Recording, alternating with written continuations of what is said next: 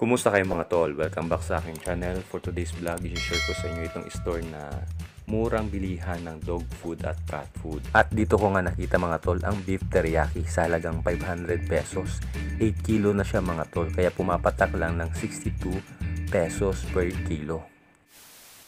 Kaya nga dito na ako lagi bumibili mga tol. Kaya ano pang hinihintay mo? Baka narito na yung mga hinahanap mo sa murang halaga lamang. Matatagpuan nyo sila dito sa Hugo, Banson Street, Poblacion, Balanga, Bataan. At eto ang kanilang contact details. Pwede nyo po sila dito makontak.